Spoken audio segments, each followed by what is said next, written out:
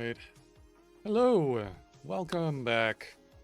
I'm Agent Ultra, and on this stream, I'm going to be hanging out with you and working on some Haskell stuff. This week and last week, been investigating this neat little paper I found called Prompt Lazy Assertions for Haskell. I'm making a library out of it as I go along to learn about it. We're going to continue on with that and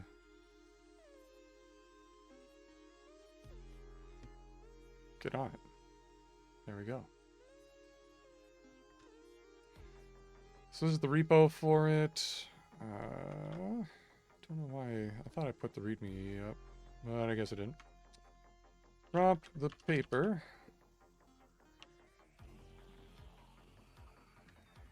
Lazy assertions for Haskell. Monadic prompt lazy assertions. This cap. Alright. Yeah. There we go. Paste it there. We'll have to do the README at some point here. So, yeah, why don't we get into it and see how we do. I did.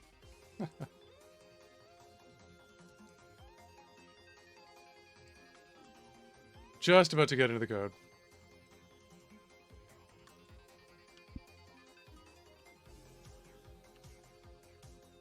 No. Yeah. There. Okay. One of these days I'm going to fix this VM.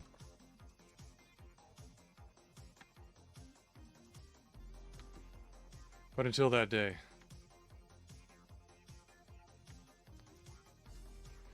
Okay. Boom, boom, boom.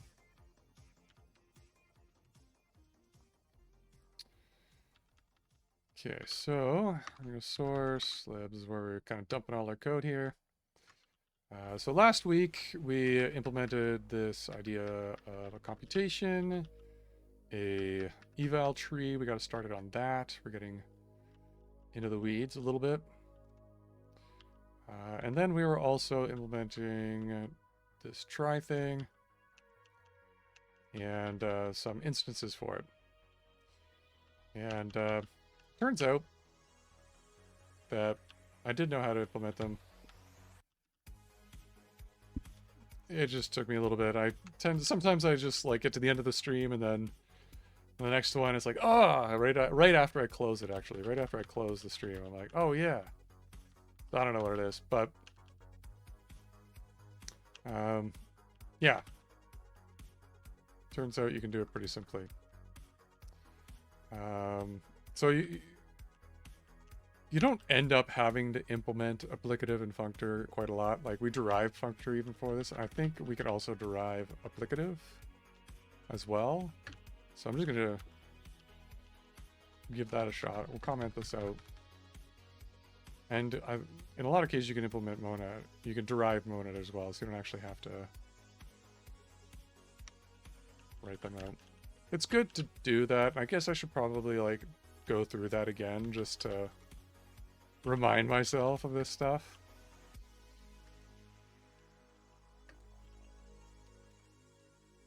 We got our builder going.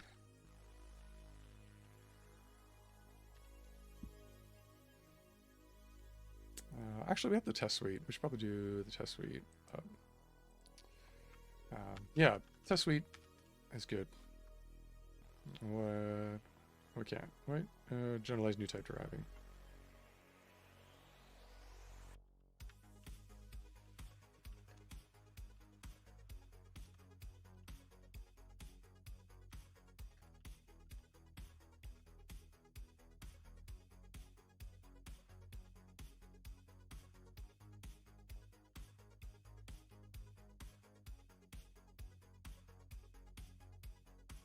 Okay. So you can't always In this case, the deriving couldn't figure it out. Ah, okay, that's too bad. So we'll just have to leave that in.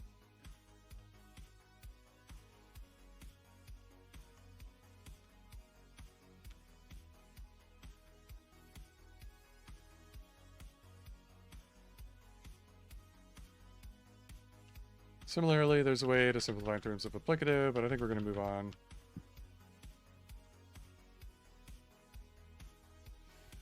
The general gist of it, though, is that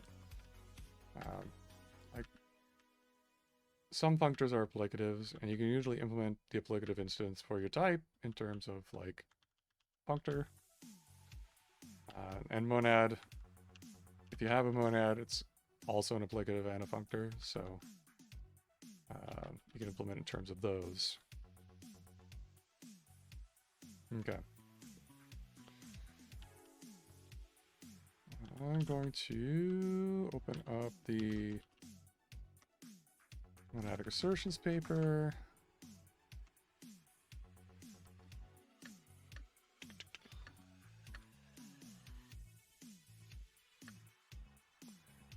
Okay, insert checked. I think we're a little bit past that.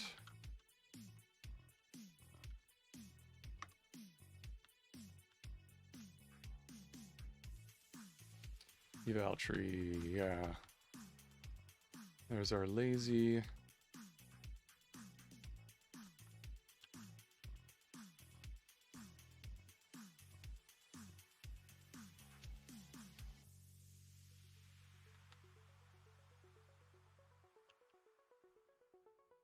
and there's our implementation of check ordered, but in terms of computation.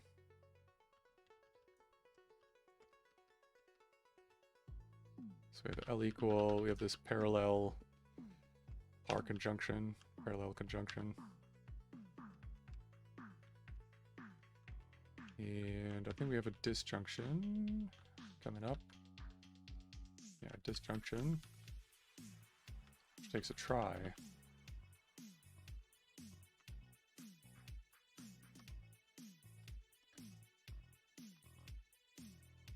Okay, I think we're right about here. With fail T and suspend T, or suspend try.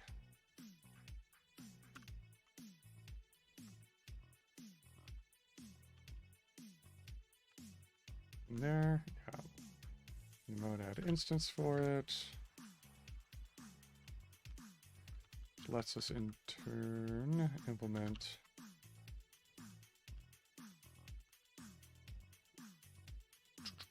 the parallel disjunction operator. Okay, that's interesting. So the parallel disjunction operator just concatenates together x's and y's, the computations.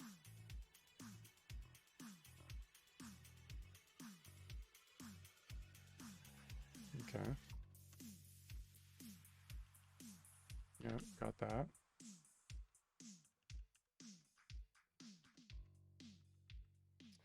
So then within the trimonad, we can now define pattern combinators for matching lazy values.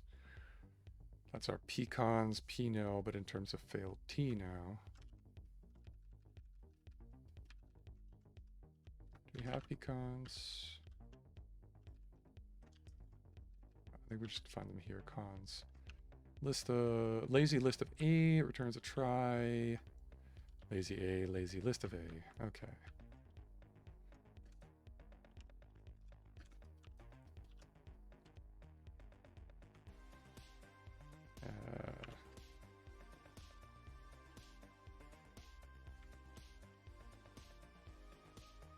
Put a hole there. Now, if I want an exact list, EX and EY. I guess that means like the first and second evaluation.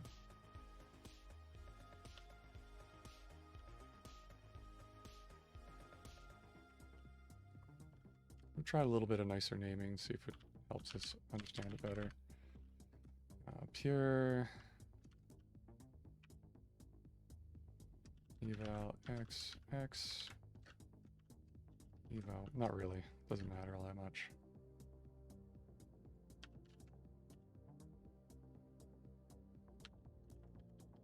this isn't going to work because we defined lazy is not a type synonym for a tuple.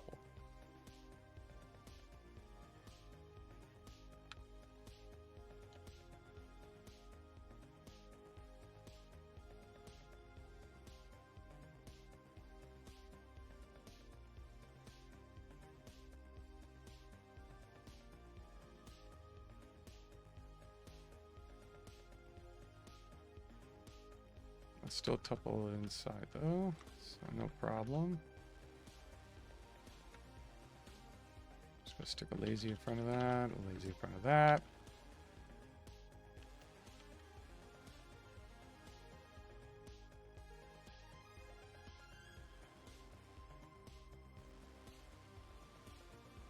Couple more cases we gotta handle. Val, not. Fail T. Or fail. And uneval. Suspend.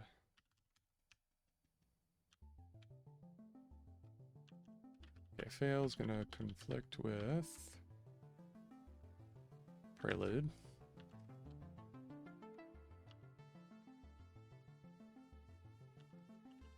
So we'll just hide it like this.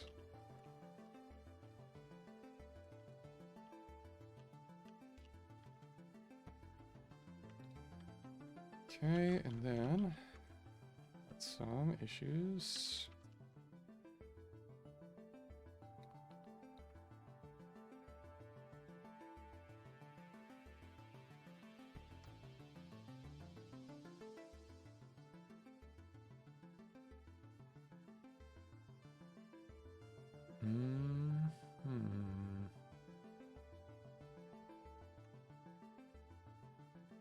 Oh, yeah, we gotta pull apart the lazy, that's what it is.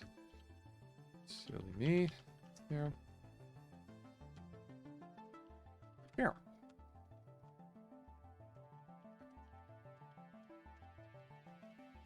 A few more parentheses, a few more names, but not so bad.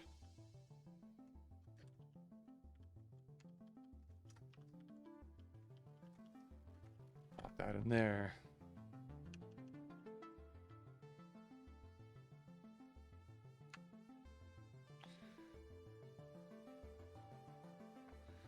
Okay, and now we're getting, we could match the type unit with this pair of lazy A, lazy list of A.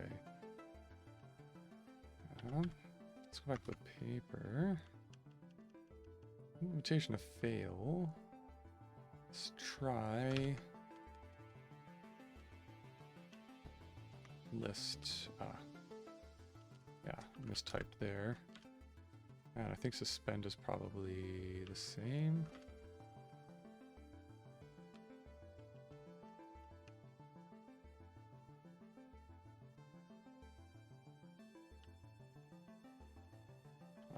No, it doesn't give the type there. Oh, interesting.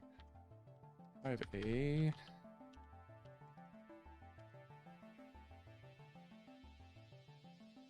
Okay.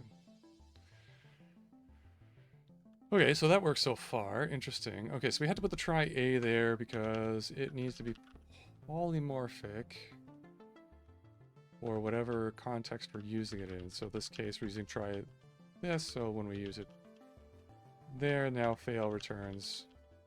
Doesn't return anything, but the type matches, the type fits here. Redundant bracket here.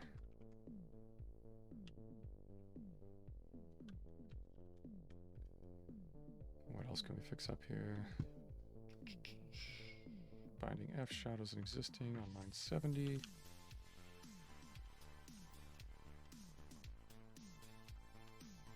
On this outer F.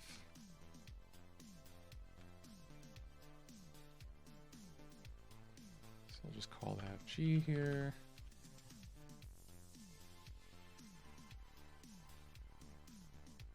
Oh, that's not even used. There, okay. Clean up that. Like to compile without warnings if we can.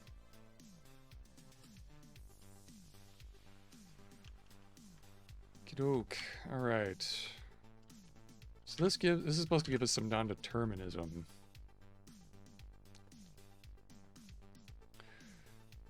So looking ahead,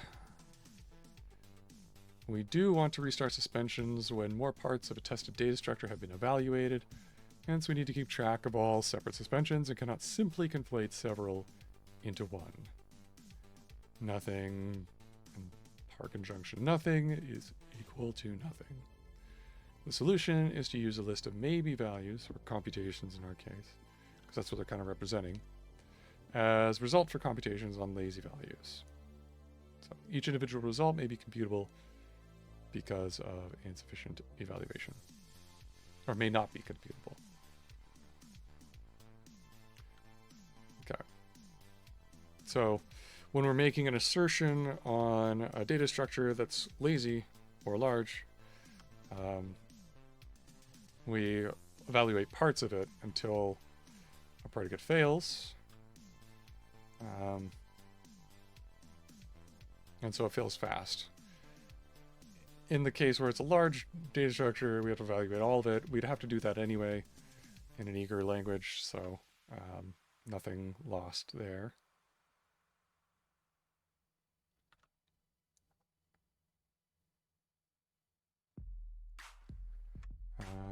So then that's p cons. Now we can implement nil.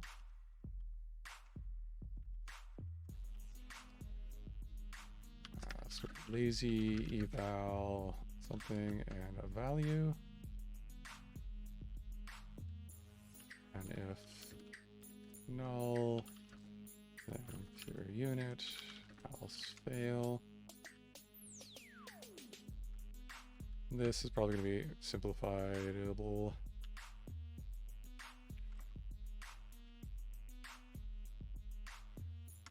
Let's get the other case first. Uneval.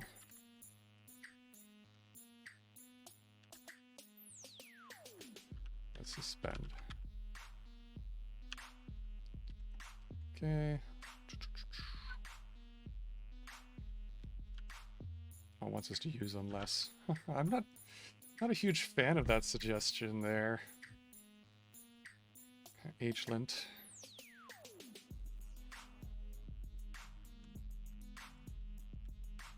We'll go for it. Only just because I don't like the word unless. And when you're thinking about a program, at least. Maybe in general. Maybe I just don't like that word. I don't know. But both it and its converse, when, are kind of like,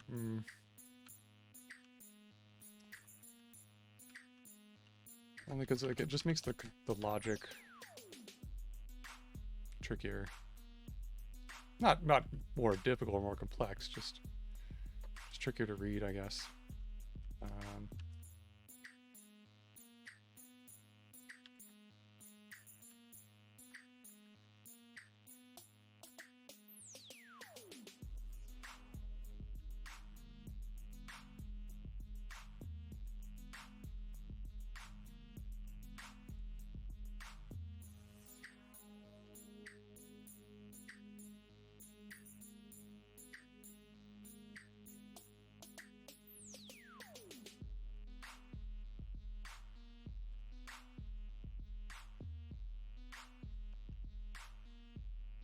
I think that's what it wanted me to do.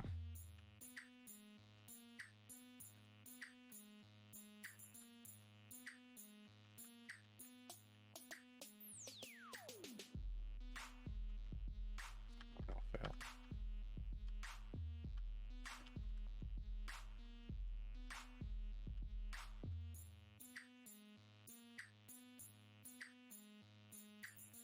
That is shorter, at least.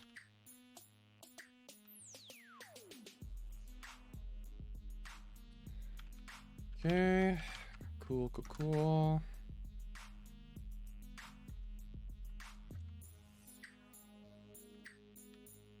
So these are the paper calls these pattern combinators. They respect the evaluation of a given argument. If the argument is not evaluated at all, and the result is a suspension. If the constructor is evaluated and it is the wrong constructor, then matching fails. Finally, if the constructor matches, then we succeed and return the subterms together with their evaluation information. Okay. So for example, in cons here, in the correct case, that's the first case here, the matching case, we have exactly 2 elements ahead and some more computations.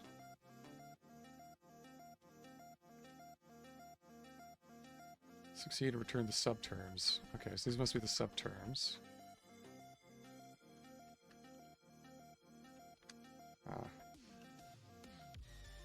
Call them subterm.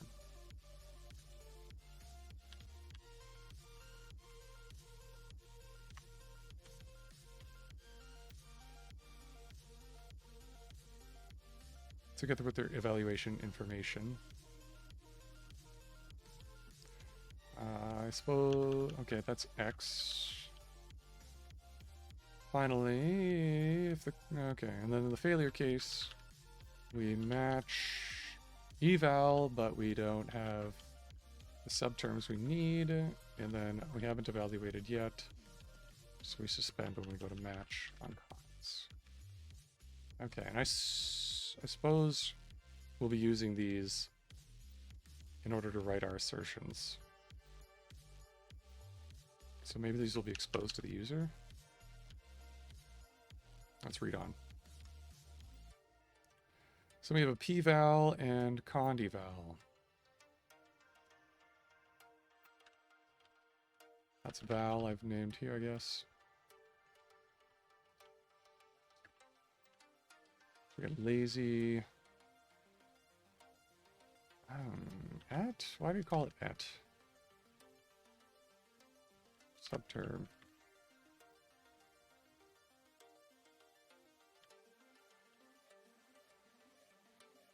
And V.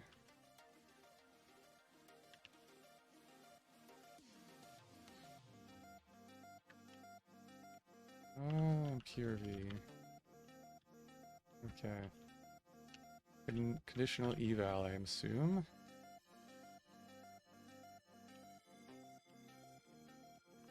Takes an eval tree. A returns an A. Oh, just an eval tree, so we got an eval. Subterm. Value.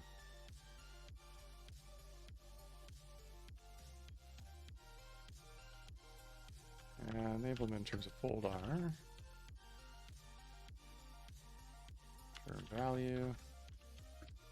And subterm. That's a tricky but fun little one. Uneval. Spend.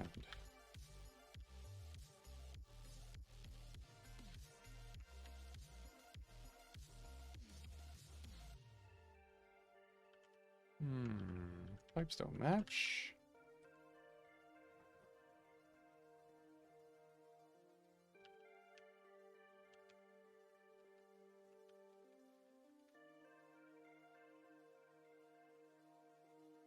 But here we said try A. Spend as a type try A.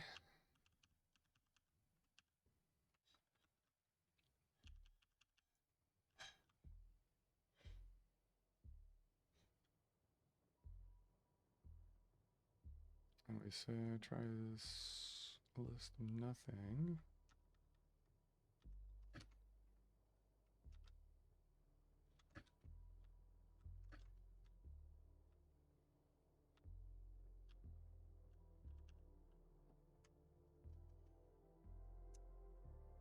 So types don't match up there for some reason. Okay, try A. So we're not really specifying what the A is here either.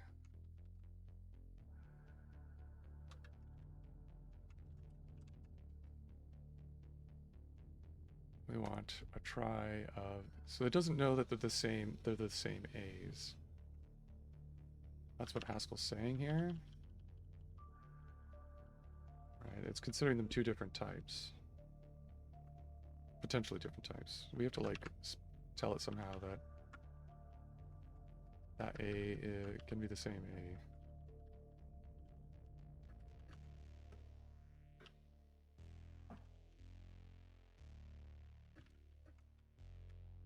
And so I'm going to add a quantifier there.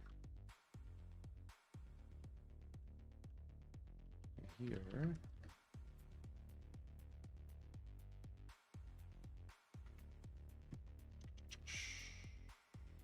Oh, I need language extension.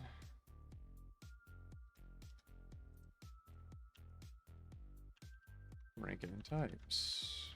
It really should probably just be enabled by these days.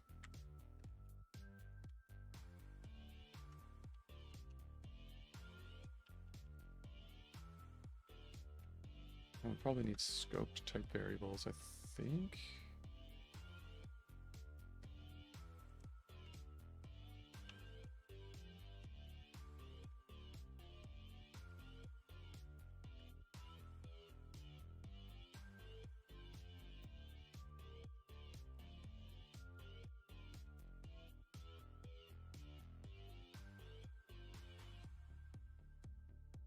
Still doesn't know. Oh, that's not enough.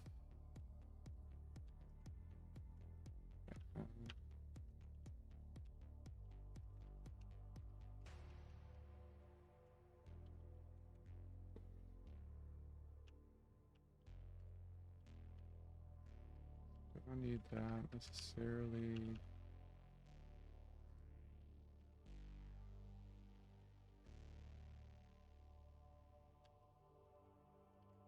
Let's create a little commit where we are.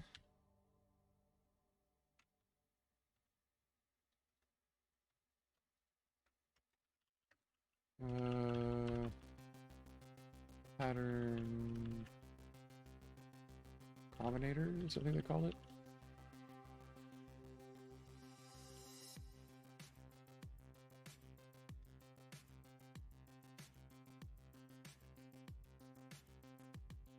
I don't think it'll work even if we take the type, the term off there.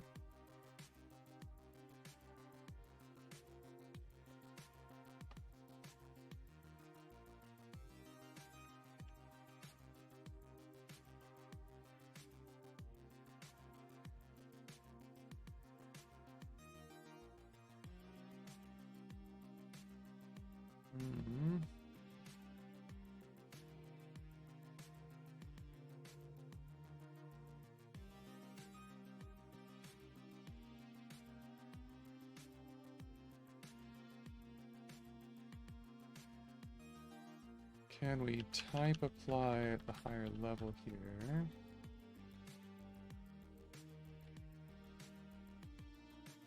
In order to say, hey, this is the type. This probably needs type variable. No, let's go scope type variables.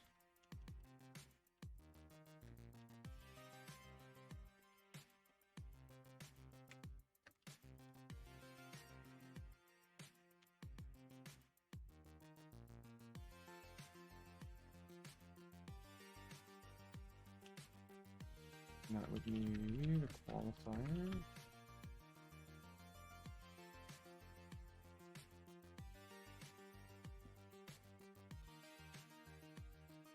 Okay, because const eval doesn't return a try of A.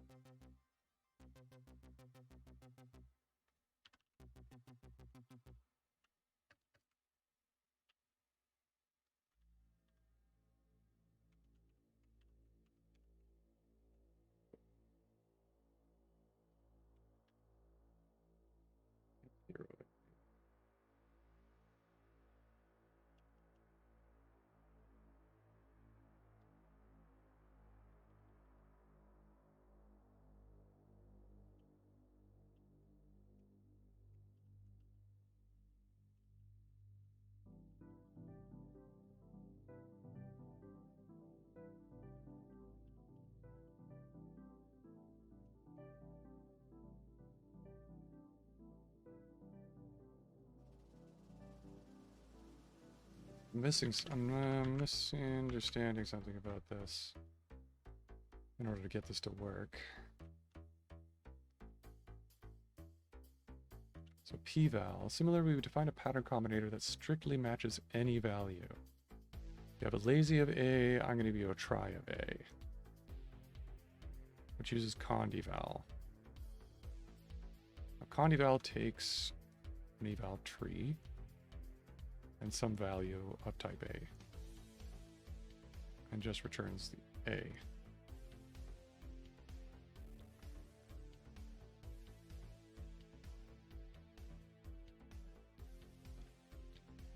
Okay, so the idea here with the folder line is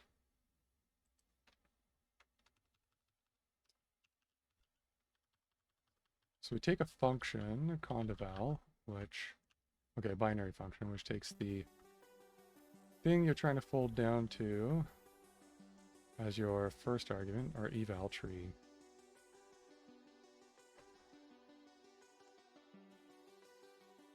Or, in this case, we're putting term value here.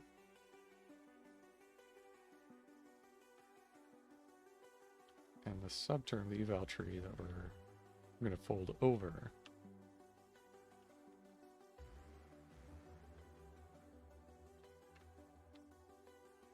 Okay, suspend isn't fitting in there in the uneval case.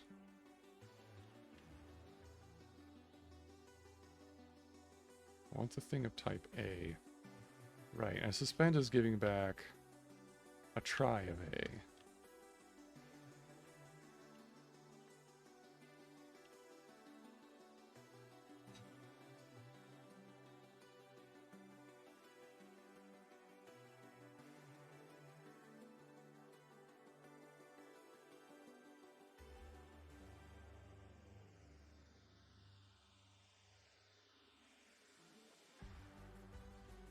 Yeah, okay, that's interesting. So we can't yet...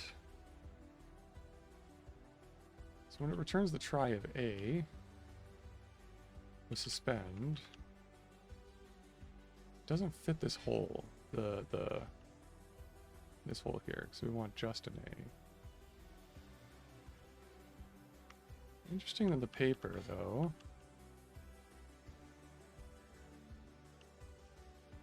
Define suspend as try.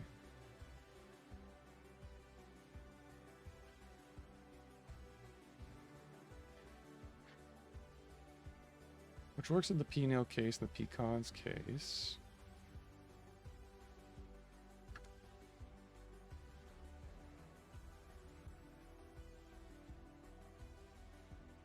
I guess in the case of condeval, it's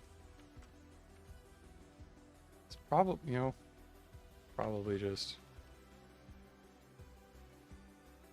Let's bring this in here.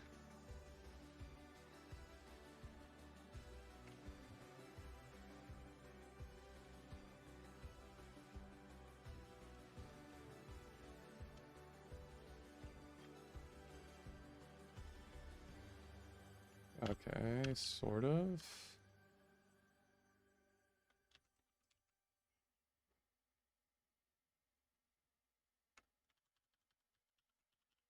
Now we don't need the try wrapping around that.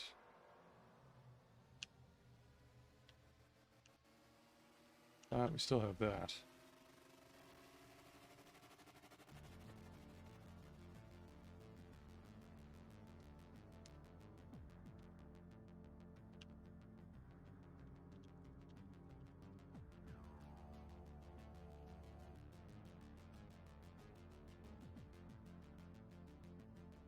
Still suspend doesn't want to be there. Their definitions maybe don't quite line up.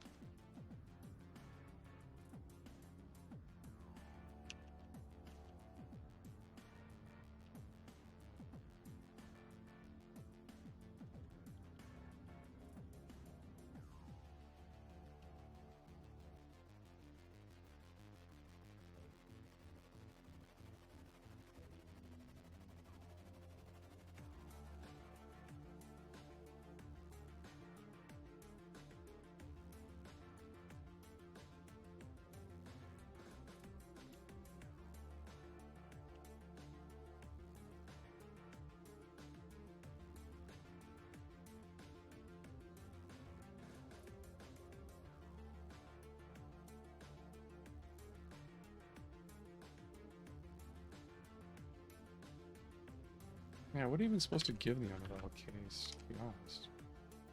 I guess that's why suspend T is supposed to be there, but the types aren't lining up. How can we make them line up?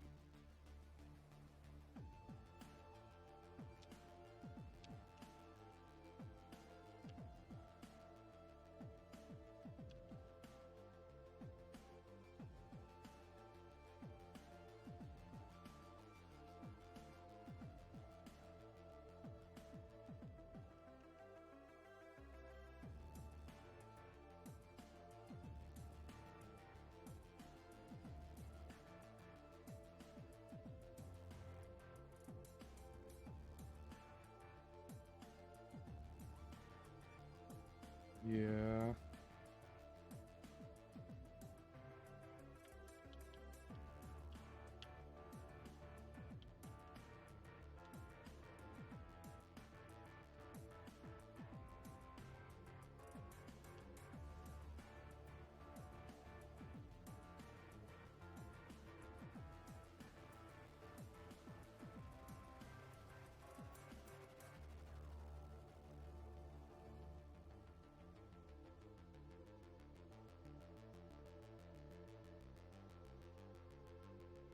Okay, and that doesn't quite work in the foldar case, because we want to fold down to the term value.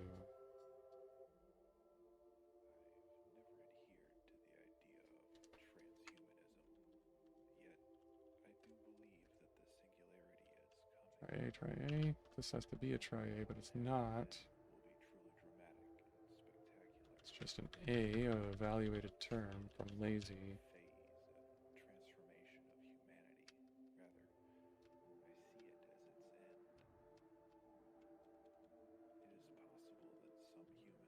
Right. So lazy has an eval tree or and some value.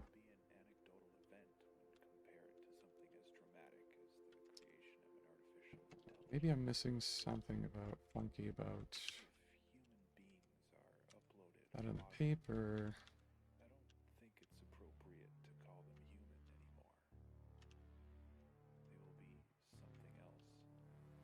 So check, say for, that's what we need to do.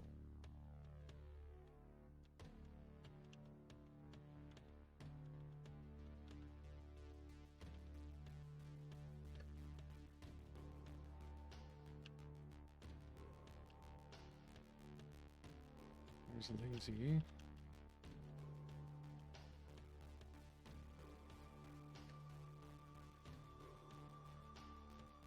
Four, insert checked, do. There, okay. It's essentially the same. Use a type synonym for a tuple instead of a new type, but that doesn't change anything. So, okay.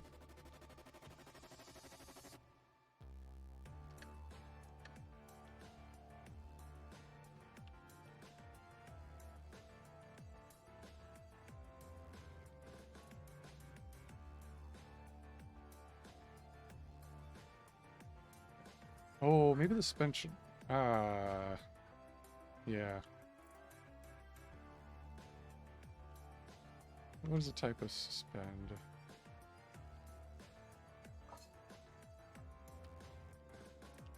Is it pry a?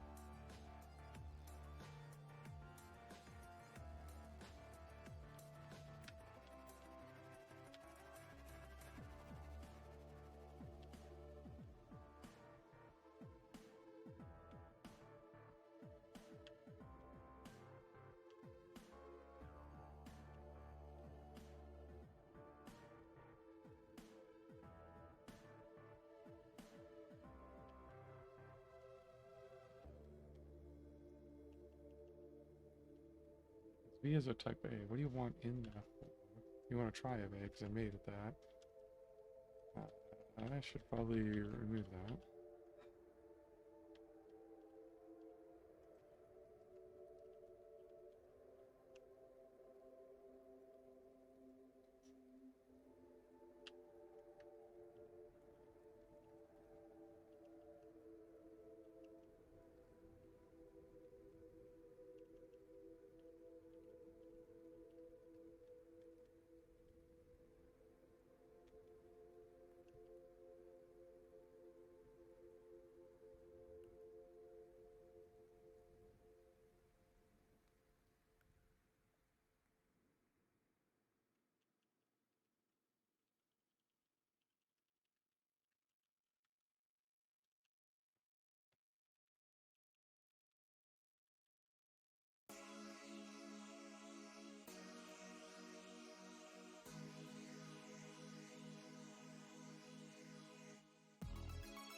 Hmm.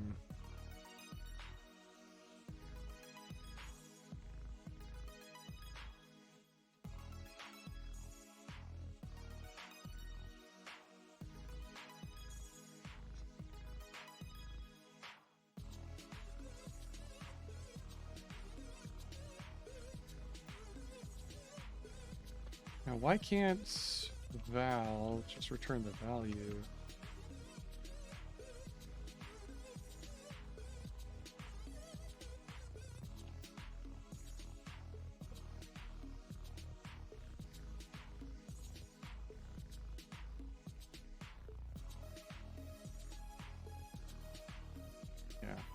Yeah, that's fair. Yeah, we're missing that.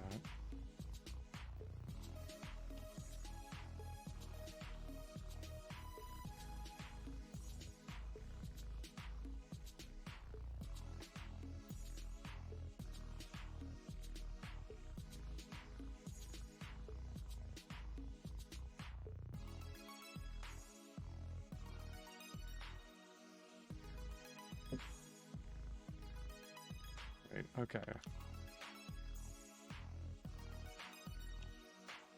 Thinks the try that we're trying to return, this try A, that this A is different from the A being returned by condival. So what it's trying to do here is convince Haskell, GHC, that this is the same type.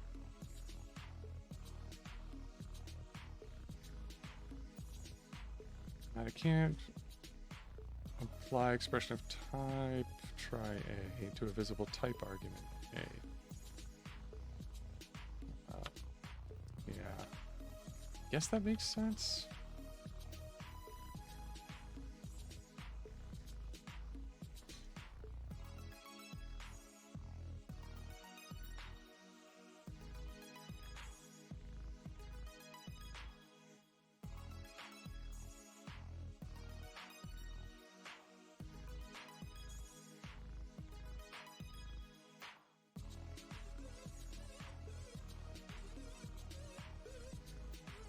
Okay. So if I take off that type argument, inference takes over and makes it work. So what is the type of condival? What's the warning about subterm? Oh, just shadowing. Okay.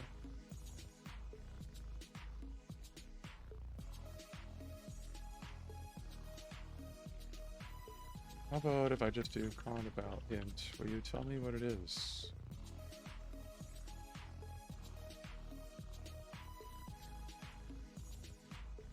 No.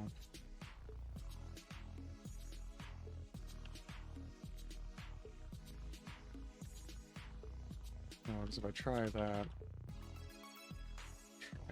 try A. Oh, you do work. Okay, cool. And then suspend.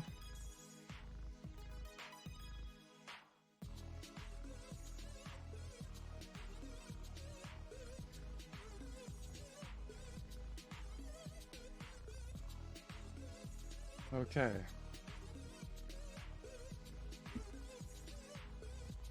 So I just like going, I must have been like just circling really close around it, just not quite getting. So that worked because maybe it was because we're missing the return here. And so inference couldn't figure out what condival was returning was the same A here. If we get rid of the for all as well, that works. And ignore that one. Interesting. Now it knows. Alright then, moving on. So the combinator p-val is mostly used, or val in our case, for flat data types such as int or char. Next, we're going to define the parallel and function within our framework. We start with the more general one, which applies arbitrary result functions to try results. So like our version of apply.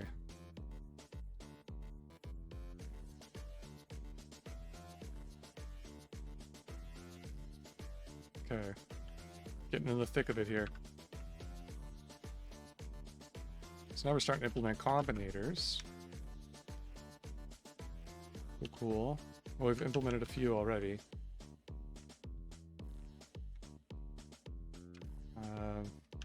Bar apply.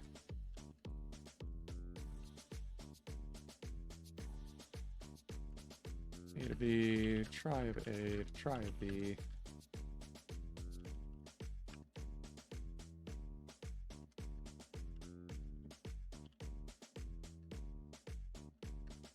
Try of X's. And then we got a list that we're going to build up, I guess, of results. F result. F's. X result of X's.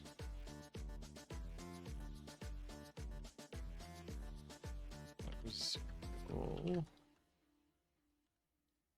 to F results. X results. Here, F of X.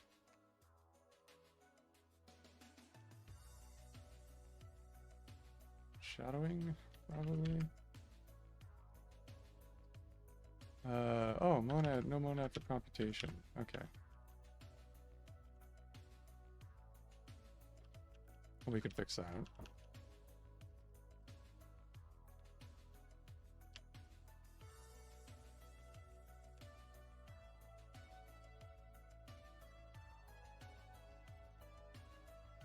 Maybe we just derive the instance of monad for computation.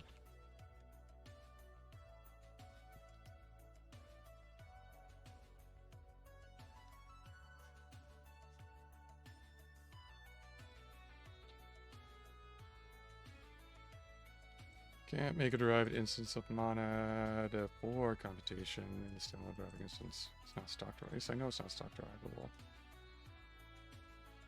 It's new type derivable. Oh, but we don't have any type. Okay, that's why. Eh.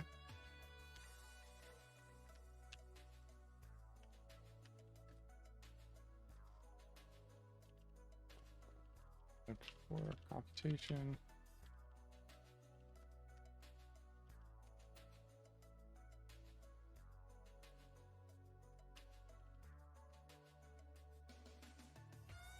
Don't need the type variable just for computation. Okay, then we have results.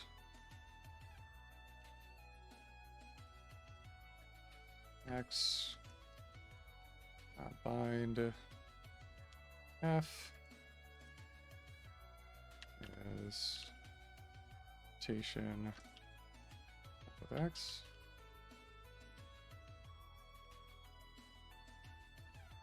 Oh, sorry, result.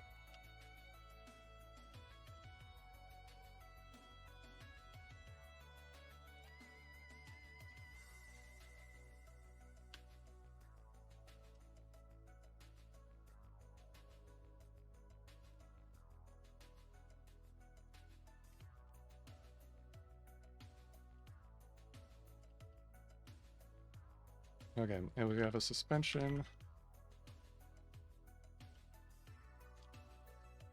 Doesn't matter what F is, we just return suspension again.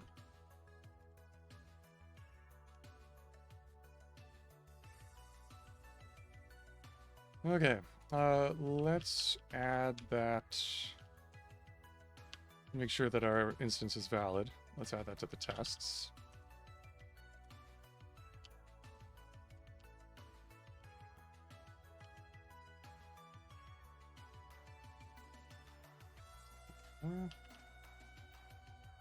Go here, laws check, monad laws of the computation type.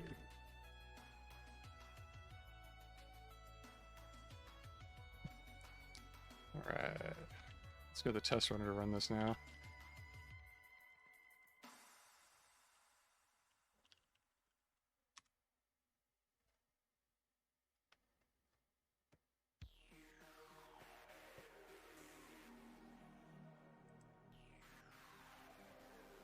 Okay, cool. Probably a monad.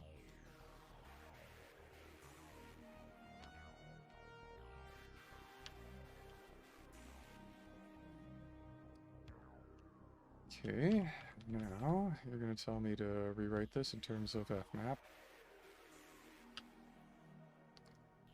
So we have the f and fres, and we just need f map onto xres.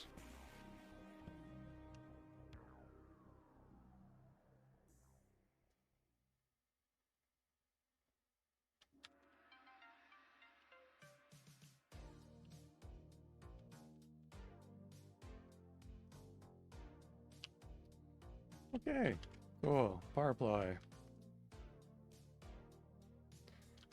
So then I can define it as an operator to follow along. Paper. Somewhat like this. Probably make that a little better later on. Give it some precedence and all of that.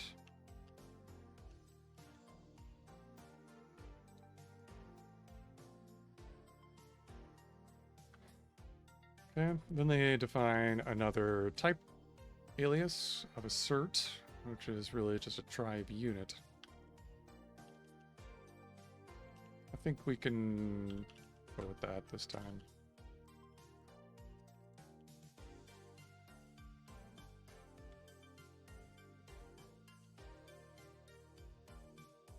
And then...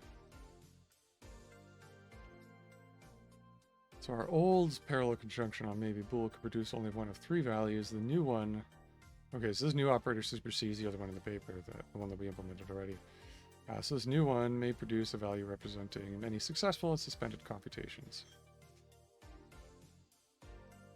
Okay, and now it is possible to find the ordered assertion from section 2. For a complete implementation, it remains to show how the eval tree can successively be constructed during the computation.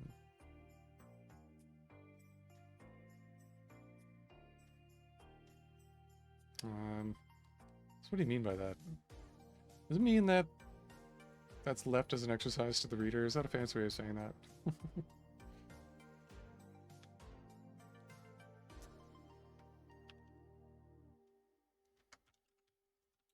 So I think it means we don't actually need this parallel conjunction, this version.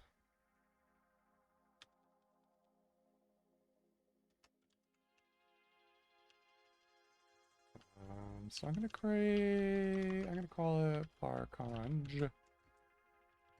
We take it assert, assert, and assert.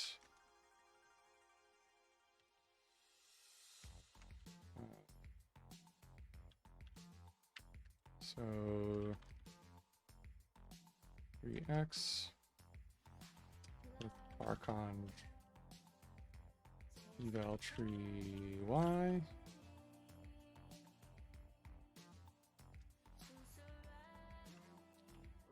It's a lot of parentheses. It's pretty old school Haskell.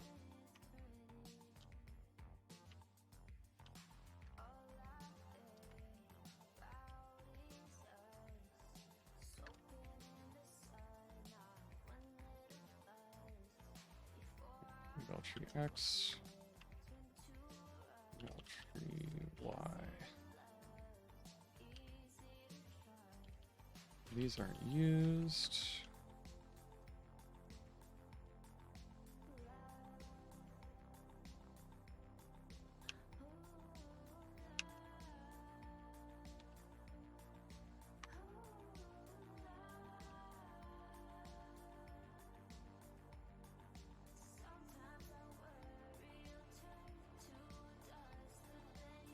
And then we'll make that one equal parcon.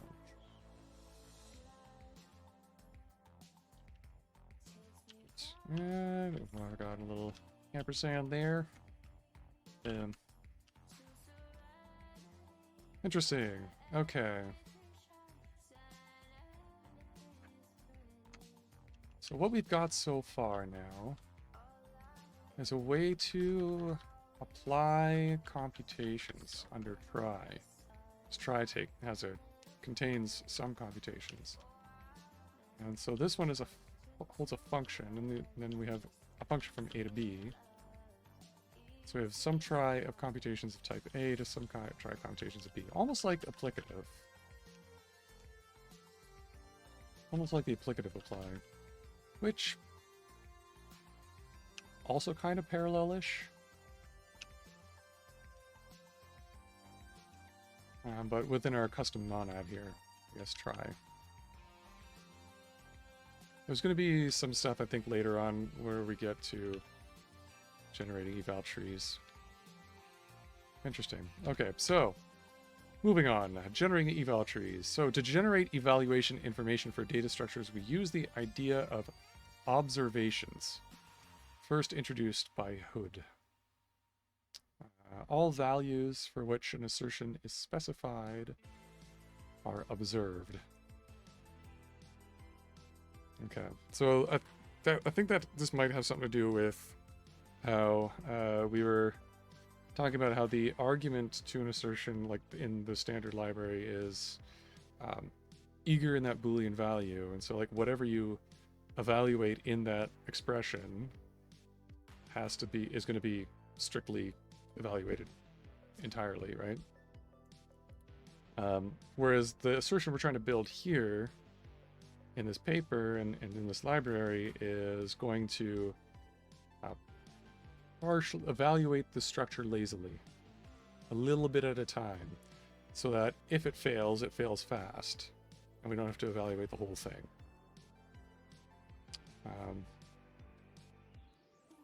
I think that's what the prompt idea is. And so an observation constructs a corresponding eval tree representing how far the data structure has been evaluated. The key idea is that the context of a computation demands head normal forms. And whenever such a thing, a head normal form, is computed, we extend its eval trees by means of a side effect. This means an uneval leaf is replaced by an eval with lists of unevals, where the number of unevals within the list is equal to the arity of the constructor of the head normal form. That's a bit to take in. What I think we'll see more as we look at the definitions. What I anticipate it saying here, what I think they're saying, is that when we're going, whatever this observation structure is going to do, is going to wrap our constructors. So when we pattern match on the observation, right, we're going to only get part of the data structure, and we're going to construct the eval tree as we go along. Hopefully that'll make sense. Hopefully that's what it is, and I'm not wrong about this. Well, let's find out. So because we construct and use eval trees in program parts that are not linked by data flow, and for efficiency reasons, okay, so we're going to use mutable references, IO-refs, in our new eval tree representation. Okay, so we're going to go back and modify eval tree to use IO-refs for efficiency reasons. Now we're going to make it a little bit more, yeah.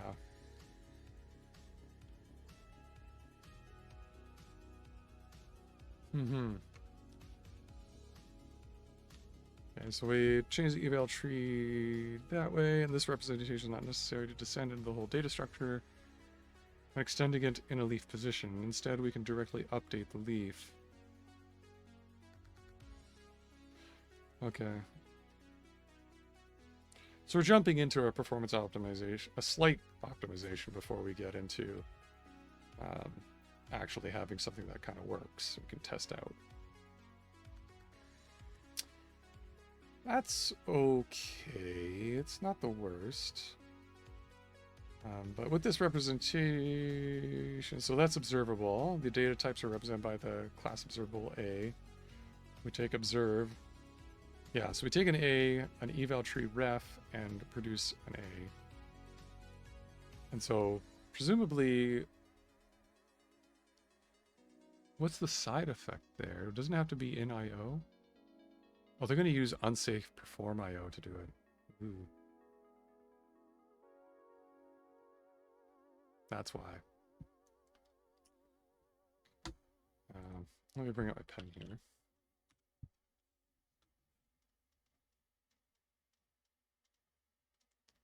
That's no good. Well, it's probably fine. But every time I see unsafe perform IO, I'm like, oh no, why? But this observe class here, right? The return result A here is a pure value. There's nothing saying that this is going to be side effecting in the sense of like IO operations, right? And we know in EvalTree ref that we have such a thing that uses IO side effects, right? An IO ref. Right? Operations on IO refs can only be done in the IO monad because they're side effects. In that we don't know what's going to go in them or where values come from out of them. It's not like a pure function.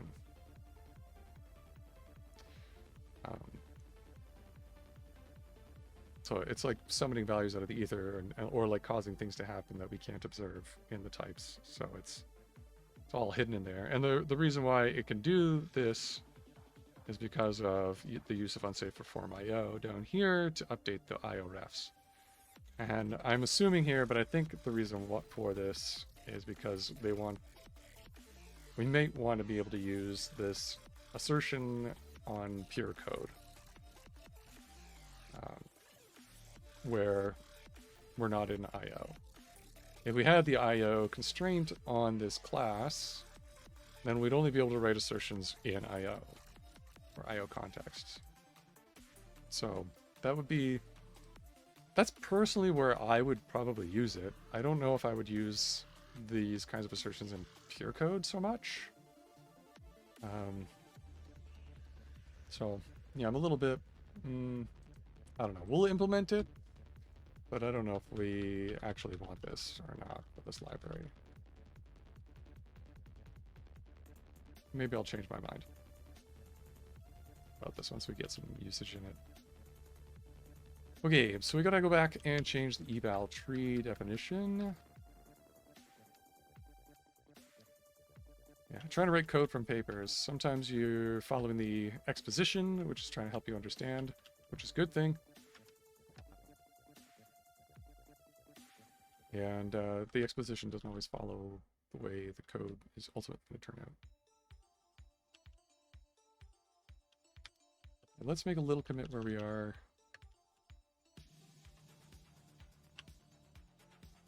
More combinators. Okay, and move on to the next part where we go and start changing eval tree.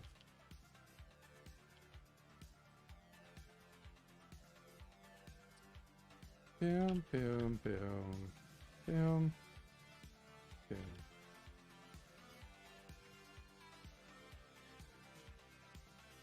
So we're going to eval tree refs here. Eval.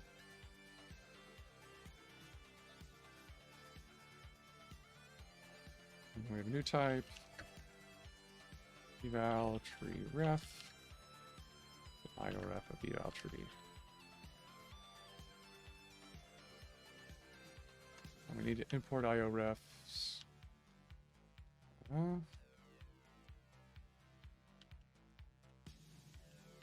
they? Control dot monad data.io ref.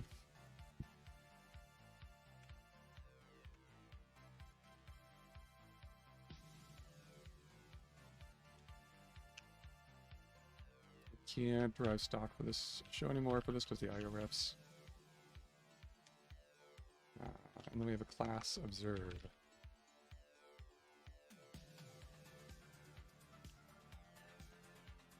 I'm not going to use the short name, just use the full name.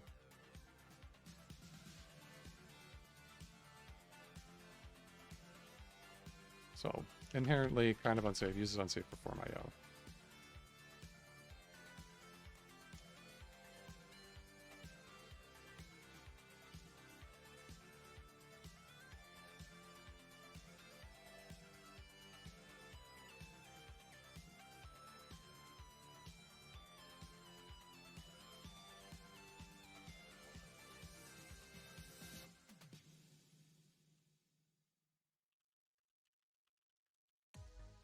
Aref and bref. EvalTree cons. I guess we're going to define that in a moment.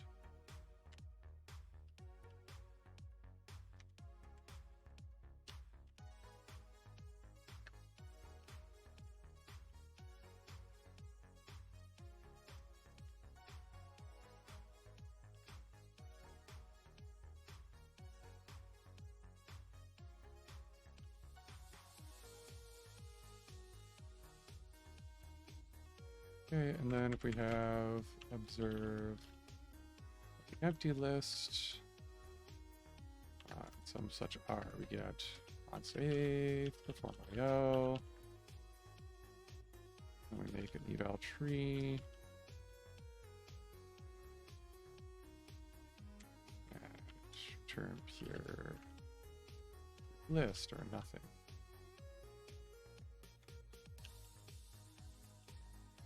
Okay, unsafe, perform IO.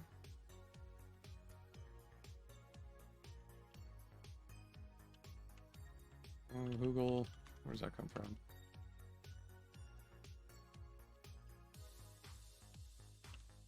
I don't use it very much. System.io.unsafe makes sense.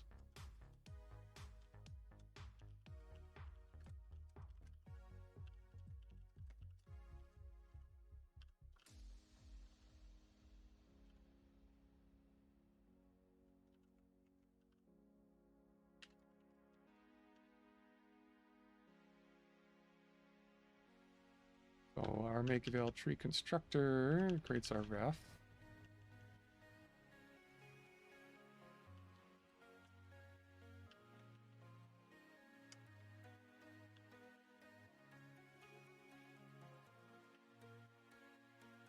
Takes an eval tree ref, some number, and returns an IO action. That returns a list of eval tree refs.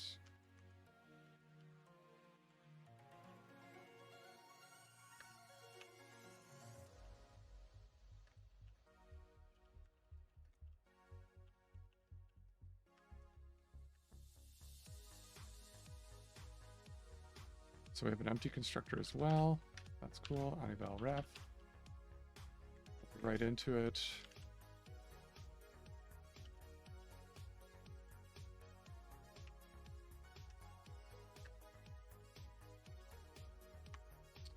And pure refs.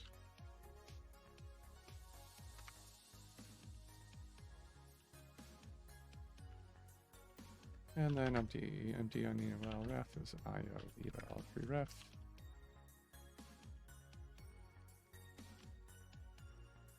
On eval ref. IO ref. On eval.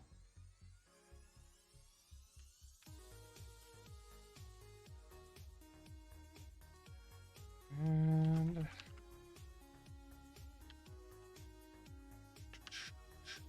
yeah, we're going to have to update all of our combinators.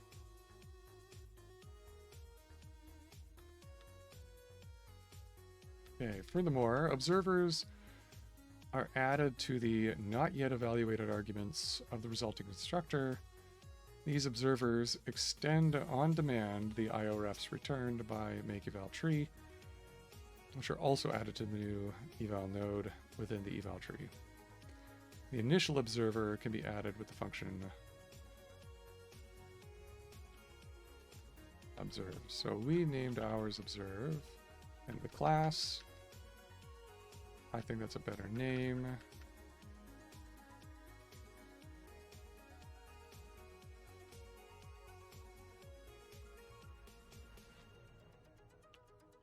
We'll just call it make observe.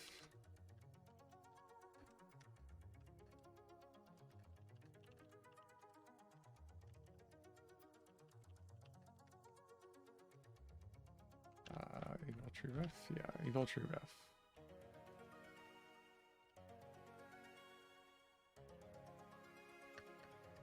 Almost want to make this part of the type class.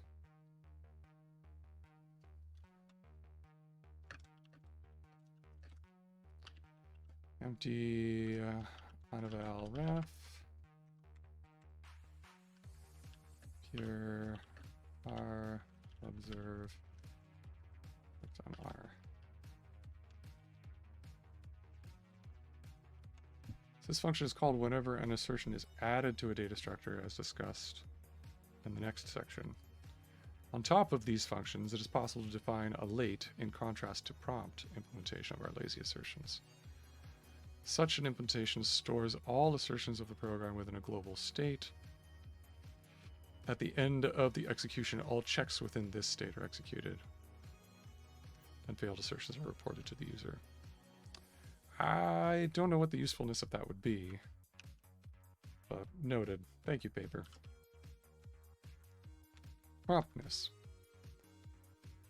So far, our assertions meet two major goals. They respect the laziness of the program, and they provide non-determinism by means of those operators. However, we still want our assertions to be prompt for the following reasons. Currently, substantial memory is consumed because the assertions themselves and the underlying data structures have to be kept until the final check can be performed. The more assertions are added, the more memory is needed, although some data structure is fully evaluated, or the assertion can be decided already by the evaluated part. Okay. When checking assertions directly at runtime, large parts of memory would become garbage and could be reused. Yeah, that wouldn't be so good. Evaluating assertions at the end of the computation means the assertion is checked on maximally evaluated data structures. If a failed assertion would be reported earlier, then smaller data structures would be presented to the user. It will often be easier to understand why an assertion was violated. So that's a good thing too. I guess it's kind of like a side effect of this a consequence perhaps of this design as well for assertions. So in we're using property-based testing to test our classes, right? And in property-based testing, there's an operation that's really, really important called shrink. Shrink, because it's a property that tries to generate some portion of the state space arbitrarily to test your assertion over your property, let's say. So it generates some amount of the state space to generate property over and test your property over that. The idea being that hopefully you'll catch some error, but you don't necessarily want to, as the user of this library, to see like this giant randomly generated input, because then you have to figure out like, okay, well, why did the property fail the test? So the idea of shrinking is like, okay, find the minimum input that can trigger the failure. So once we've found an input, we shrink it down. Does it still fail in the same way? Does it shrink it down? Does it still fail the same way? Until we get the minimum one. And that's easier for the user to understand and go, oh, okay, I see why this property failed. Same idea here, I guess, is that the assertion can fail sooner in the structure so that we know why the violation happened or how it happened. Okay, so it will often be the case that in the end, not only one assertion fails. There may be many consecutive faults, but how can a user know which was the initial fault to detect the bug in the program? The order in which the assertions are printed at the end of the execution does not reflect how different assertions depend on each other. Having prompt assertions, the computation can directly stop after reporting the first violated assertion. Consecutive faults are not reported anymore. In non-terminating systems, such as most reactive applications, a web app server or web browser, a video game, anything that kind of has like a loop that doesn't terminate unless the user or the operating system cancels it. It is inconvenient to stop the application just for checking assertions. Users want them to be checked in parallel in the background without affecting the runtime behavior of the program. Well, that kind of does affect the runtime behavior of the program in a way. So I don't know about that part of this. That's kind of like, but maybe that would be a good thing. So like the Tiger Beetle folks have been doing some talks on how they do testing with simulation testing. And part of that is they use assertions a lot. Right? They're always writing assertions in their code. They leave them in.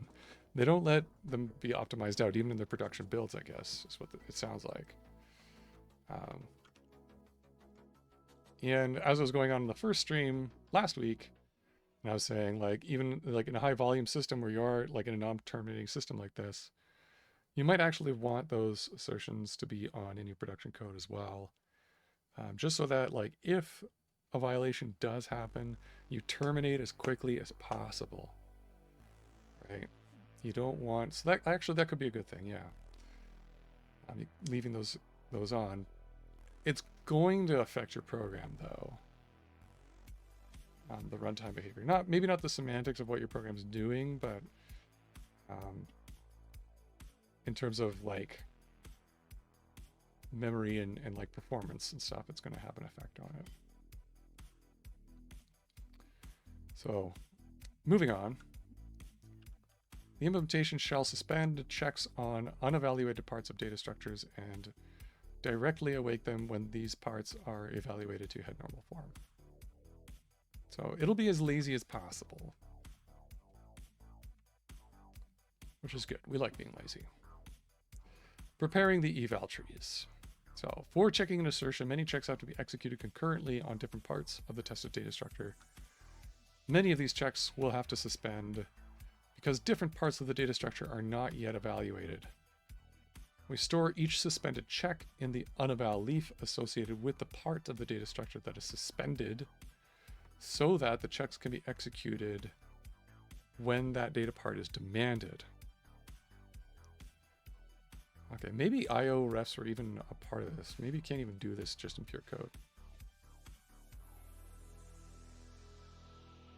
At least in pure code. Interesting. So, because it sounds like we're going to keep checks in these refs, and they're going to keep them around as we evaluate things. Several checks may be associated with the same part. Hence, many suspended checks may have to be stored in one uneval leaf. Okay, so like when the combinators are evaluating over parts of things. A check does not return any value. It may just raise an exception, but it reads IO refs to read the growing eval tree, and hence it is of type IO. And because like a lot of a program in Haskell is like control flows in the data structures, it really, really behooves us to be lazy as much as possible here. So this seems pretty cool. This is what got me excited about the paper. So several checks may be associated with the same part and may be suspended, and so on and so forth. The check does not return any value. It just raises an exception, but it may be added to an uneval leaf at different times. We simply compose all checks for one uneval leaf sequentially as an IO action stored within an IO ref. Arbitrary sequential composition works because we assume that all checks terminate. Okay, so as long as we construct our combinators appropriately, that might be true. Here, I guess, we assume that all checks will terminate. We redefine the eval tree with a reference containing an IO action. We got to change it again. I wonder if we're going to get updated definitions for the combinators or if we're going to have to do this ourselves. I think we do, but we'll see. Yeah. Eval trees, we got the eval tree refs. And in the uneval case, we add an IO ref here for this kind of IO terminating action here.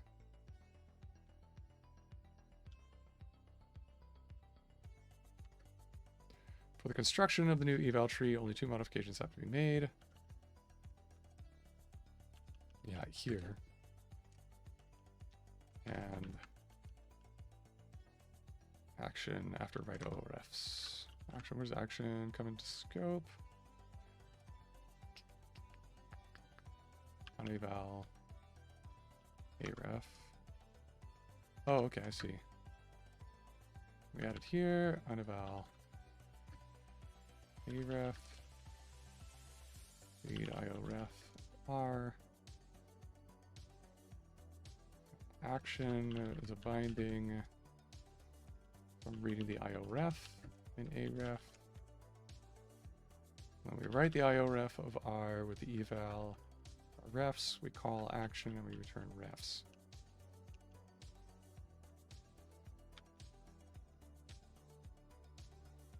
Okay, and then this one gonna be similar.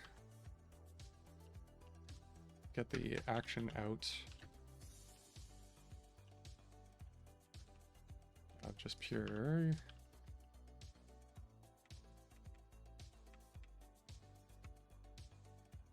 And then we construct it.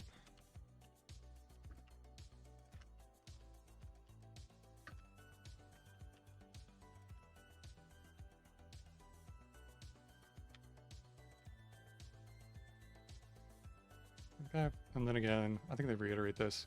The function makeEval treecons is called whenever an observed expression is evaluated to head normal form. Then we read the suspended assertion checks and execute them before we return the list of new subreferences. The empty uneval ref contains an IO ref with no action since there's no lazy computation to be performed for that subvalue yet. Oh, then we're getting into code routines. Okay, so this is a bit older paper. I don't know if I was going to use any of the new fancy continuation monad stuff that we have now. Well, let's check it out. So we can always, once we have a basic implementation, we can always refactor to more performant and better patterns on more modern GHCs. So in our outline of section 3, we define the data type try as a list of maybe values or a list of computations. However, for implementing promptness, we have to compute the assertion checks step by step whenever the eval tree is extended.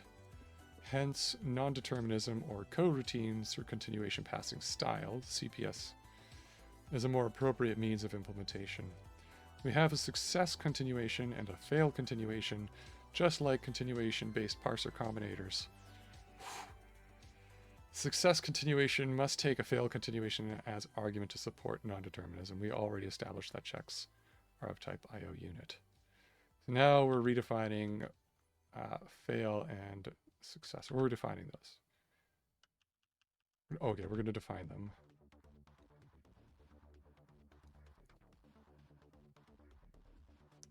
With some type aliases. Interesting.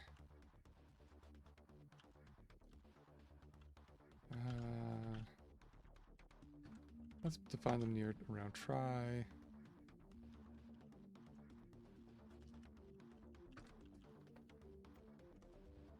Yeah.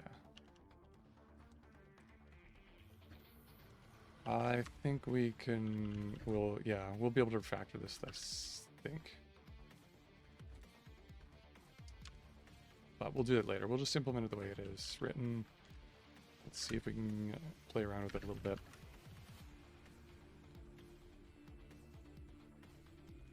So then try of A, they want us to become, instead of a list of continuations or computations, want a success cont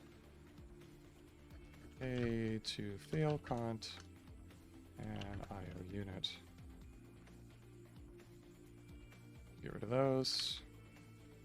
And if there exists an alternative for a failed assertion, for example, by non-deterministic branching in our parallel disjunction, then the success continuation can discard the current fail continuation.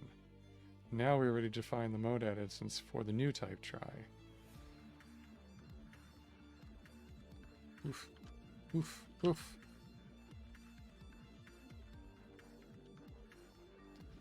Yeah, our applicative and functors are also going to have to be updated as well.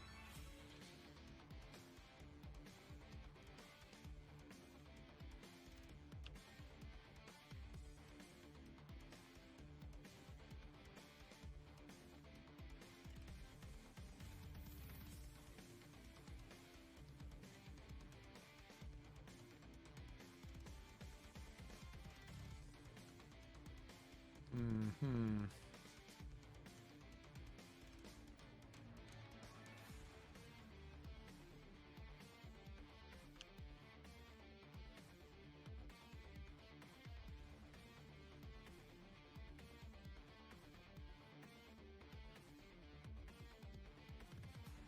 So they want it as IO like this.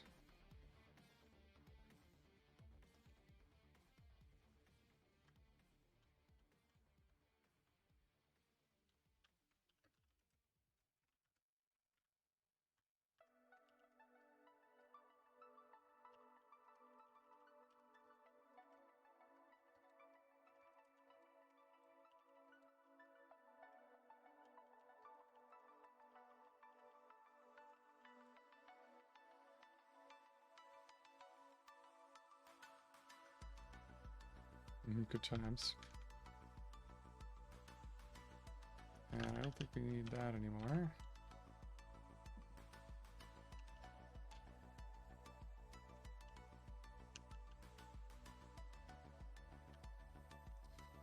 Okay, our applicative instance.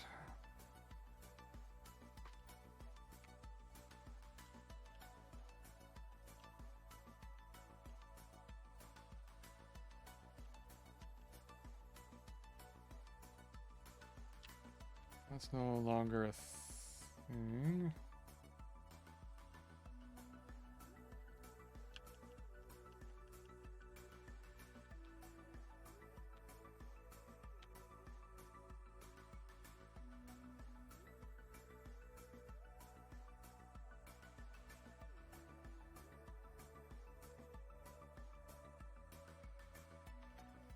Can we derive the applicative for this one now?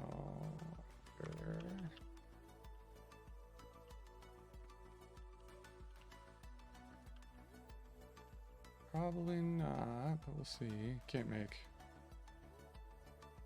I can't reduce the representation of function.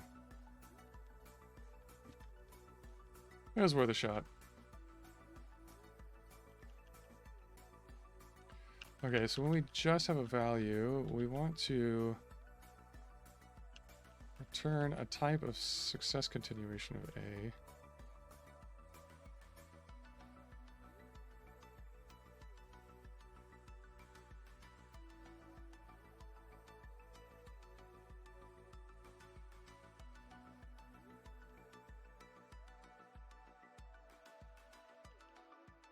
Fail continuation to IO.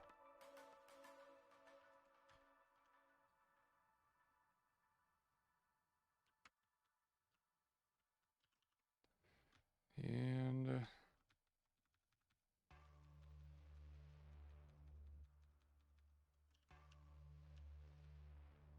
that has to be one of these functions, I think.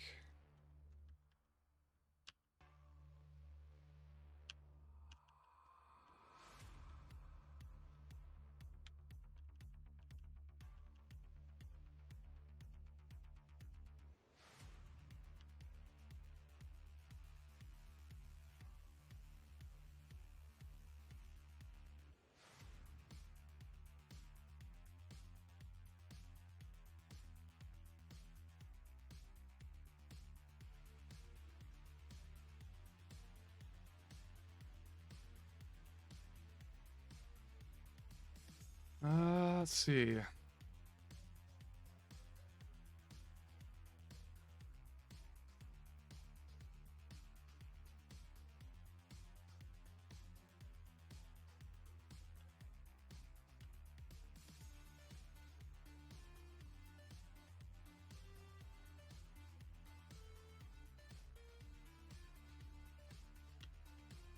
think we can use X. We don't have a way to construct this.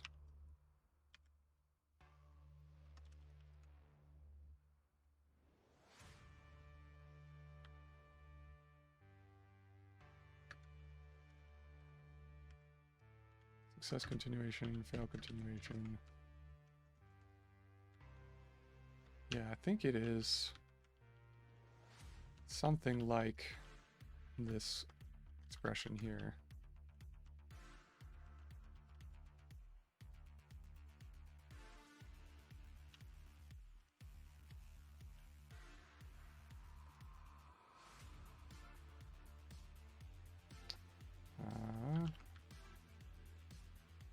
Well, it actually wants unit. So we don't even check X.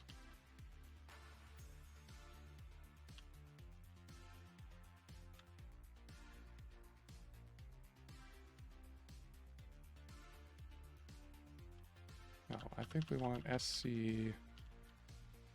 FC. And that is type A, which has to be X. Yeah, okay. That works.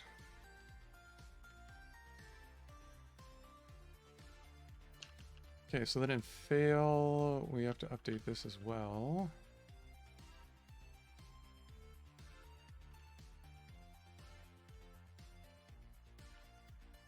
I think that's probably just going to be... yeah, the fail continuation.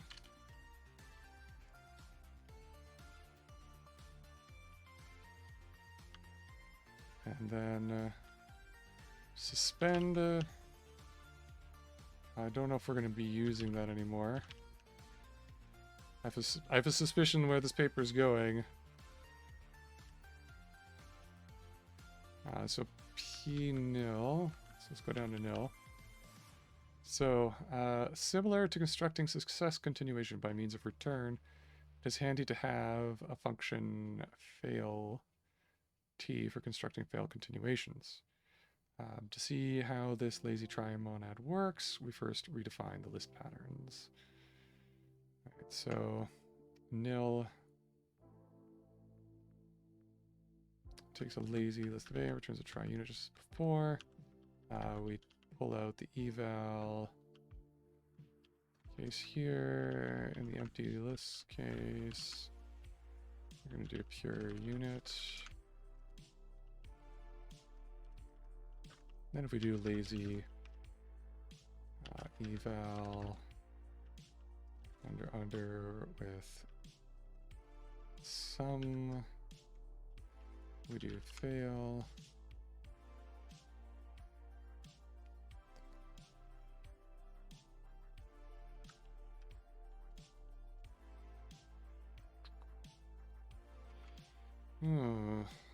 It's writing down as two arguments. Did they must have either failed to update that.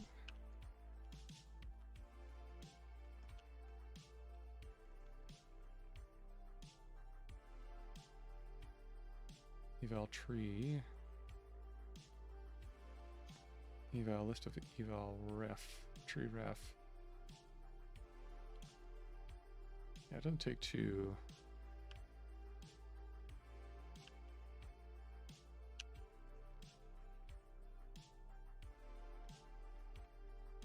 Maybe there's a mistake in the paper.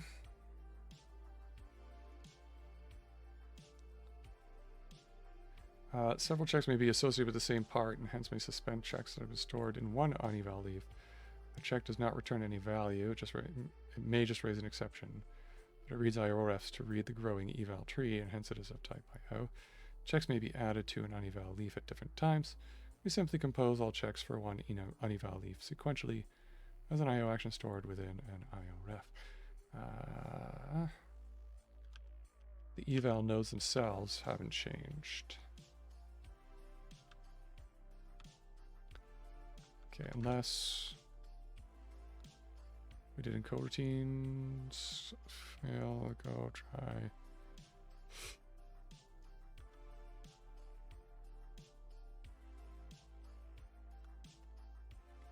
something with the eval trees. Okay.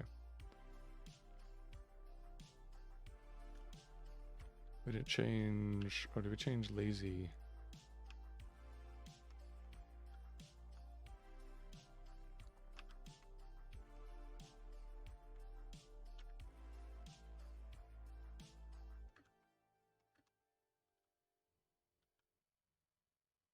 No. Nope.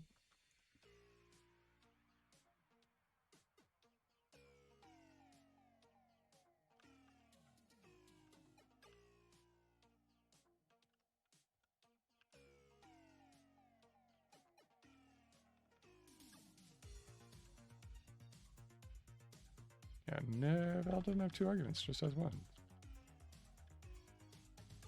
Maybe they meant 2.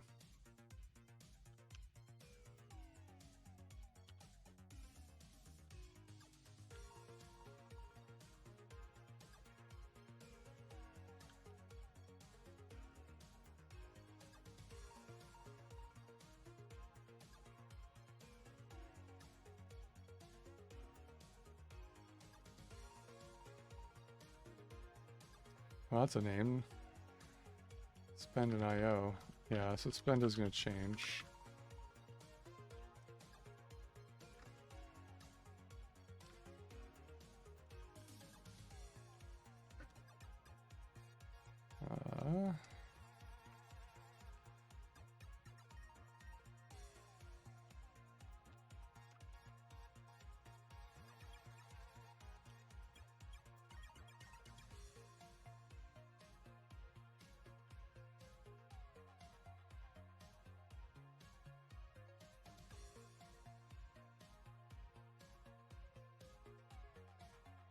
So now, if the data structure is already evaluated, we either succeed or fail.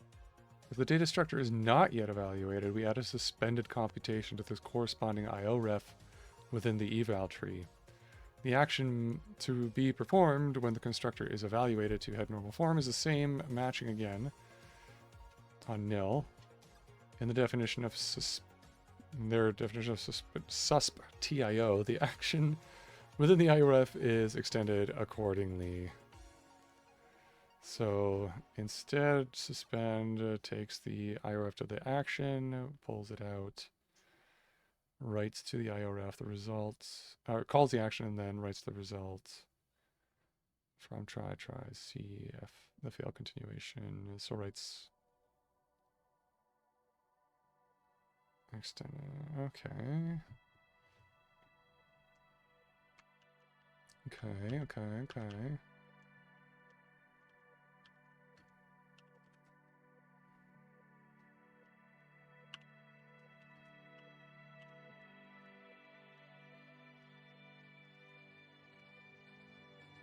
And then success continuation, fail continuation, and IO unit.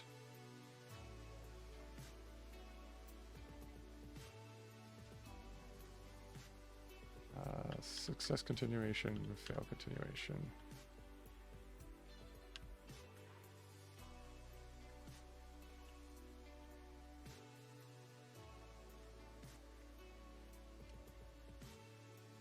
Right, IO ref.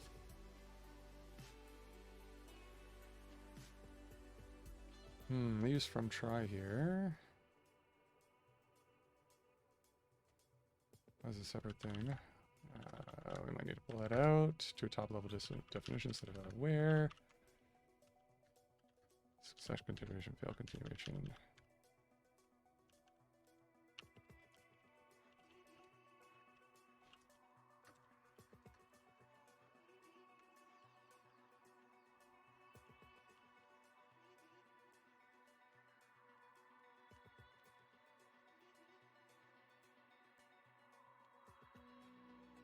And then similarly, we can define the pattern combinator for cons as well in terms of this new instruction. Lazy A, we still have the same type. Try lazy A, lazy list of A. Okay, we just have to change. So eval, subterm X, subterm Y, X of X's. instead we return, yeah, here lazy subterm x with x and lazy subterm y with y's, or x's. The eval case of the empty list. Specifically, we return fail. And in the uneval case, we pull out the ref and the value. And they want us to return a try. Let's suspend a ref. Ons. Rx. Where's Rx coming from? In this Rx. Okay. Here.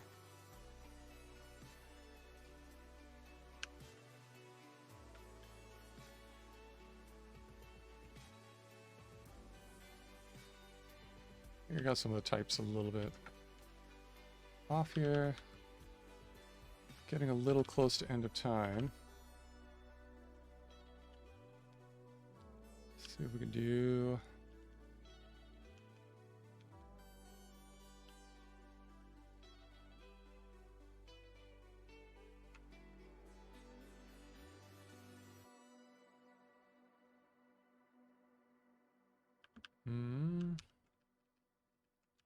Definition of lazy. EvalTree ref.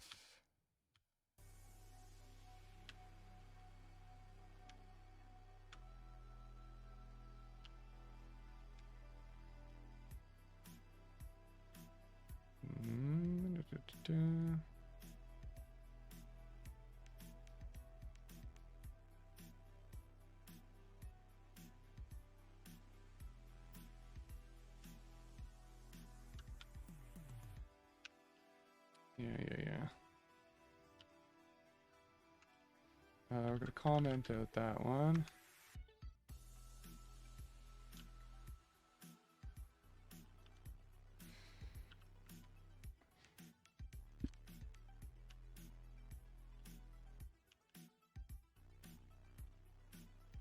Comment out that one.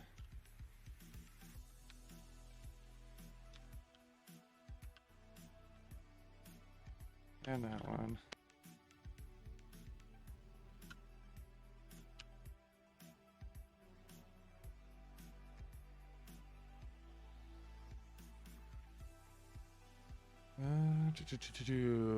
Okay.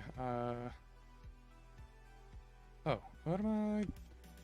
EvalTree with IORF EvalTree. I might be overlooking something a little bit subtle here.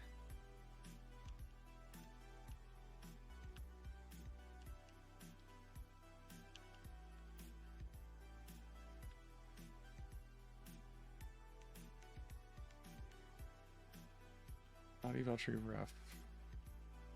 But lazy still has EvalTree. Okay. Misunderstood there.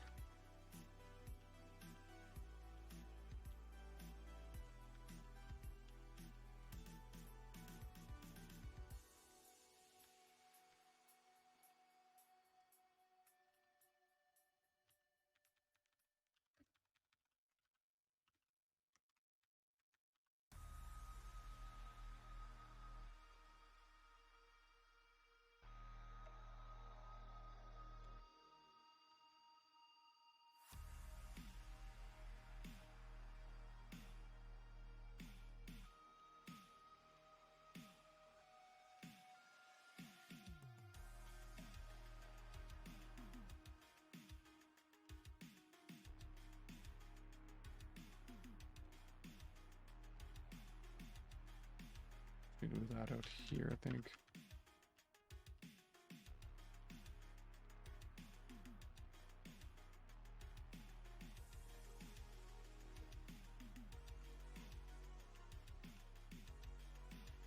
Okay, now these cats.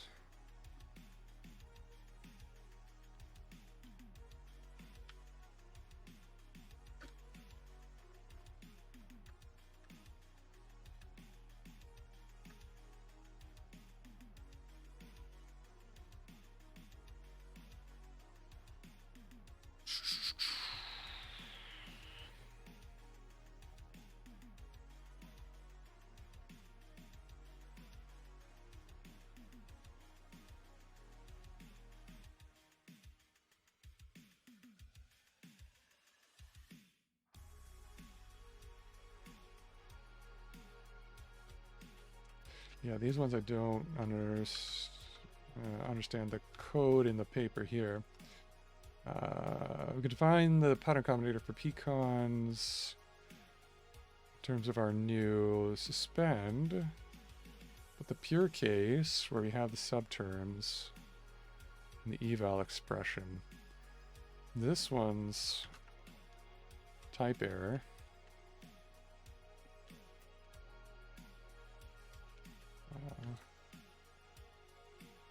Is we expect it could match a type IOREF EvalTree with EvalTree. So subterm X here and subterm Y are IOREFs with EvalTrees in them. Okay, so I think we just need to pull those out in order to get them.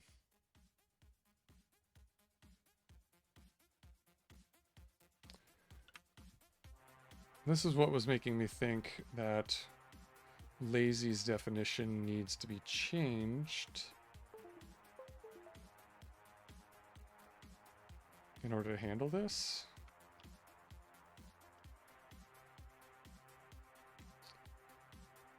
Maybe that's in the paper.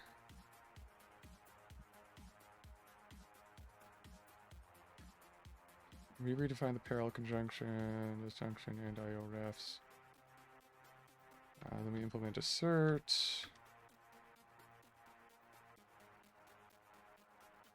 And then we get into some failure highlighting stuff, which is going to be pretty cool.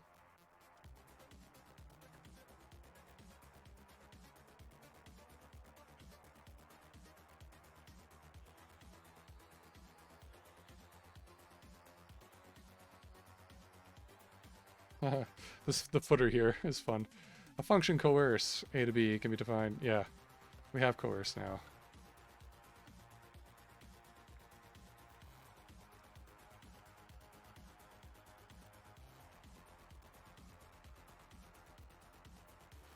Okay, so I think it might fail to mention that we also need to update Lazy.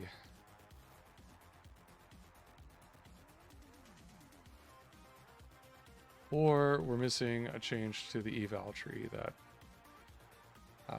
was failed to be mentioned.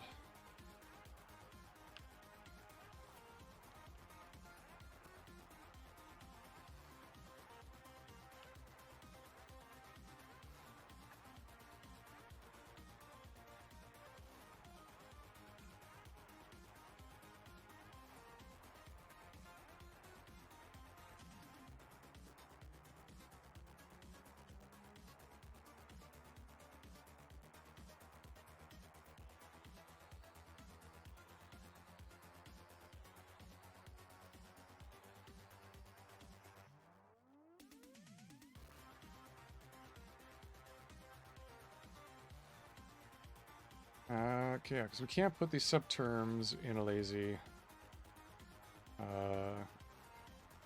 Because the lazy takes the... doesn't take the IOREF. It just takes it doesn't take an IOREF of eval tree, it takes an eval tree. If we pop that in there, I think we're going to get a ton of type errors for various combinators, which maybe won't be a huge problem.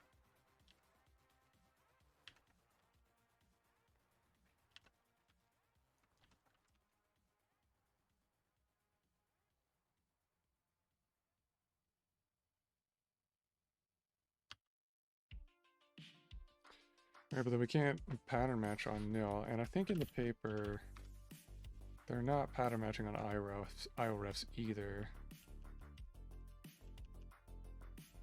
Yeah, straight on eval and uneval. So that doesn't seem right to me. Nor would it be eval tree ref. Well, we are out of time this week, so we're gonna have to come back to this next time. and try to finish this off and solve the mystery here. I'll commit what we have so far. Add IRF-based EvalTree.